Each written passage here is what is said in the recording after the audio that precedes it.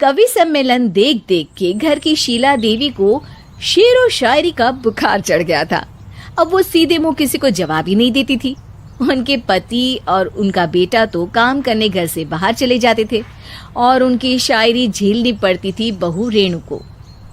अब सास बोलती नहीं, अर्ज करती थी, संदूक पे रखी संदूक, संदूक में रखे झुमके, बहू झुमके निकाल के दे मेरे, कहाँ लगा रही है ठुमके। माँ जी, झुमके तो आपके निकाल दूंगी मैं, लेकिन आपके दिमाग से ये शायरी का भूत कैसे निकलेगा?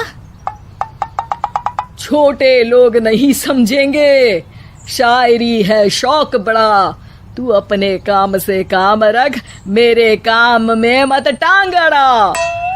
शौक अलग बात है, लेकिन हर चीज में अपना शौक डाल देने से जग हंसाई हो सकती है सासू माँ। अरे मैं हूँ एक नंबर कलाकार, कोई ऐसी वैसी बला नहीं, तुम घर के कामों में उलझी, समझोगी मेरी कला नहीं। ठीक है माँ जी, आप नहीं समझती तो कोई बात नहीं, लाओ मैं आपके झुमके ही निकाल कर दे देती हूँ। बहू सास के झुमके निकाल कर देती है और वहां से चली जाती है। शाम को बहू अपने पति से शिकायत करती है, सुनिए जी, आप माँ को कुछ समझाते क्यों नहीं? अरे क्या समझाना है माँ को? अरे अपनी शायरी थोड़ी कम करे ना। अरे तुमको उनकी शायरी से क्या दिक्कत है? अरे मुझे नहीं, पर पड़ोस में सब लोग हंसते हैं, कहते हैं बुढ़ापे में लोग सठिया जाते हैं, लेकिन शीला जी तो शायर हो गई हैं। अरे लोगों का काम है कहना, लोगों की बातों का क्या टेंशन लेना। अरे वाह, मैंने भी शेर कह दिया, वाह वाह वाह वाह। देख लो, तुमसे किसी ने कहा नहीं और तुम्हारे सामने कोई माँ की बुराई नहीं करता तो तुमको फर्क नहीं पड़ रहा। अरे तुम खामखा की बात का बतंगड़ बना रही हो। चलो चाय बना कर ले आओ मेरे लिए, साथ पियेंगे, कोई ढंग की बातें करेंगे। रेणु चाय बनाने लगती है। पहले वो अपने पति को चाय देती है, फिर सास को और आखिर में अपने ससुर को। लेकिन वो देखती है कि ससुर जी कुछ परेशान से हैं। क्या हुआ ससुर जी, कोई बात हो गई है क्या? अरे तेरी सास बात बात पे शायरी करती है। कल मैंने पूछा कि खाना खाया तो तेरी सास ने क्या जवाब दिया पता है? अरे गलती की और आरोपी ने कोड़े खा लिए फटाफट, खाना तो नहीं पर पकोड़े खा लिए झटाझट। अब बता क्या जवाब दूं इस बात का? वो तो सभी से शायरी में ही बात कर रही हैं, मुझे भी समझ में नहीं आता कि क्या करूं मैं। बेटा उसको उसी की भाषा में जवाब देना पड़ेगा।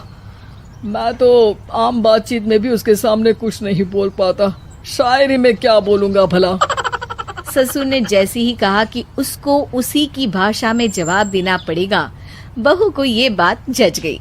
अगले ही दिन वो शायरी की कुछ किताबें लेकर आई और शायरी की प्रैक्टिस करने लगी ताकि सास को उन्हीं की भाषा में जवाब दे सके। उसने दिन रात एक कर दिए।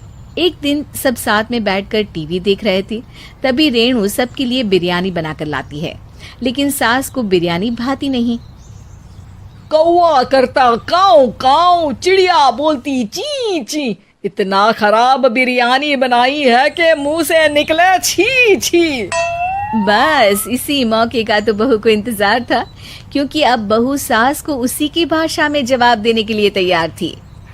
माँ जी, हमको अपनी ये बेकार शायरी ना सुनाइए, जैसी भी बनी है बिरयानी चुपचाप खाइए। ससुर जी और रेणु के पति ने रेणु का जवाब सुनते ही जोर से ताली बजाई और सास ने जब रेणु का शायराना जवाब सुना तो उनके गले में बिरयानी अटक गई। बहू ने एक और शायरी का तीर छोड़ा। शायरी में बहू के सामने सास हो जाएगी ढेर, क्योंकि सास मारेंगी एक शेर तो बहू मारेगी 1.25 शेर। सास को छोड़ के सब वाह वाह करने लगते हैं। आज पहली बार सास को नहले पे दहला मिला था और रेणु ने सास का मुंह चुप करा दिया था। अगले दिन रेणु का पति उससे कहता है, अरे वाह, तुमने तो माँ की बोलती ही बंद कर दी, मजा आ गया। अब मेरे लिए कुछ बना दो, खाकर मैं काम पर चला जाऊं। शायरी ही है मेरा जीवन, वही करूंगी जी भर के। नौकरानी रख लो कोई, काम नहीं करूंगी मैं घर के। अरे तुम क्या माँ जैसी हरकतें करने लगी, सीधे सीधे बात करो ना। हो गई कल शायरी, रोज थोड़ी ना करोगी। शीशी भरी गुलाब की पत्थर पे फोड़ दो, जो मुझे शायरी से रोके उसके कान मरोड़ दो। पति घबराकर वहां से चला जाता है और बाहर उसके पिताजी के पास जाकर बैठ जाता है। दोनों अपनी बीवियों की शायरी से परेशान है। ससुर को पछतावा होता है कि क्यों उसने बहू को सास की भाषा में ही जवाब देने का आइडिया दिया। अब तो घर में दो दो शायर हैं।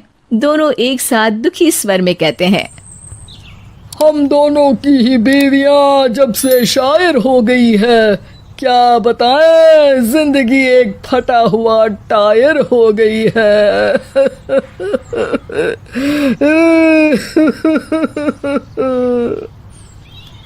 हम दोनों की ही बीवियां जब से शायर हो गई है, क्या बताए जिंदगी एक फटा हुआ टायर हो गई है।